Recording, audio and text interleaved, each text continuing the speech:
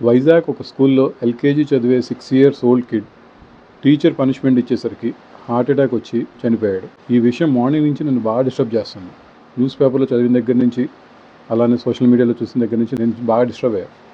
అసలు ఈ విషయం గురించి మీతో కొన్ని విషయాలు పంచుకోవాలని ఈ వీడియో చేస్తున్నాను. టీచర్ ఇచ్చిన హోంవర్క్ చేయలేదని, అది కూడా ఎల్కేజీ చదివే స్టూడెంట్ 6 years ఓల్డ్. ఆ వీడియో చూస్తున్నారు కదా, ఎంత వద్దు మేడం అంటున్నా కూడా ఆ టీచర్ ఎలాంటి పనిష్మెంట్ ఇచ్చింది ఆ బాబుకి. హోంవర్క్ చేయడం తెలియదు, హోంవర్క్ చేయలేదు. ఆ బాబు ఆల్రెడీ హోంవర్క్ చేయలేదన్న విపరీతమైన స్ట్రెస్లో ఉన్నాడు. అలాంటి స్ట్రెస్లో ఉన్నాయని పిలిచి అక్కడ హోంవర్క్ చేయలేదని పలకలాక్కొని అలానే విపరీతమైన భయంకి గురి చేసి ఒక చంపదెబ్బ కొట్టింది.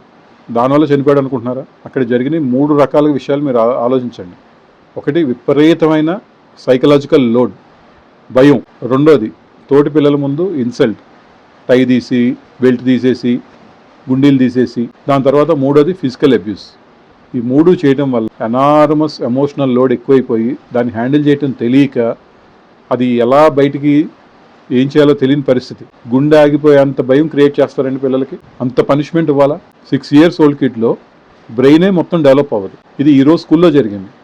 కానీ నేను చెప్పదలుచుకుంది ఏంటంటే, ఇలాంటి విషయాలు స్కూల్లో జరిగినాయి కాబట్టి బయటకు వచ్చింది, కానీ ఇలాంటి సంఘటనలు ప్రతిరోజు మన ఇళ్లలో ఎక్కడో చోట జరుగుతూనే ఉన్నాయి.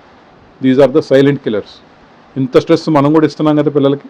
ఇంట్లో పిల్లలు మాట వినలేదని, అల్లరి చేశారని, లేకపోతే చెప్పింది చేయలేదని చెప్పి, ఎంతమంది డిసిప్లిన్ అని చెప్పి, మాట వినట్లేదని చెప్పి, టైమ్అవుట్లని, లేకపోతే డార్క్ రూమ్ అని చెప్పి, ఇలా ఎంత స్ట్రెస్ ఇస్తున్నారండి పిల్లలకి. అవన్నీ వాళ్ళు తీసుకోగలరా? ఇదే పరిస్థితి మీ ఇంట్లో అయితే మీరు తట్టుకోగలరా? మీరు హ్యాండిల్ చేసుకోగలరా? వాళ్ళకి అర్థమయ్యేటట్టు చెప్పాలి మనం.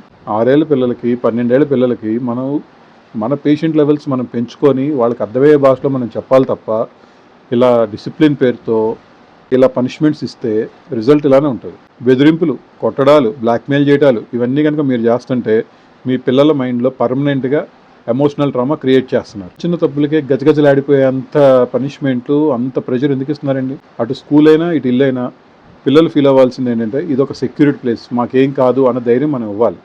అంతేగాని ఇలాంటి పిచ్చి పనిష్మెంట్లు ఇస్తే వాళ్ళు ఏమైపోతారు? వాళ్ళకేం తెలియదు. కానీ మనం పేరెంట్స్గా మనకు తెలుసు కదా మనం ఎలా హ్యాండిల్ చేయాలి. మీ పిల్లలు డిసిప్లిన్గా ఉండాలనుకుంటే అది డెఫినెట్గా ప్రేమతో, మంచితనంతో, మీరు ఓపికతో చెప్పుకొని వాళ్ళని మంచి మార్గంలో పెట్టండి తప్ప, ఇలాంటి పనిష్మెంట్స్ ఇచ్చి వాళ్ళని బ్లాక్మెయిల్ చేసో ఇలా చేయటం వల్ల వాళ్ళు ఎప్పటికీ మంచి మార్గంలోకి రారు. అండ్ ఆ ట్రామా జీవితాంతం వాళ్ళకి ఉండిపోతుంది. ఈరోజు ప్రాణాలు కోల్పోయిన ప్రణయ్కి అందరం ఒక 5 seconds ప్రణయ్ ఆత్మకి శాంతి చేకూరాలని ప్రార్థిద్దాం.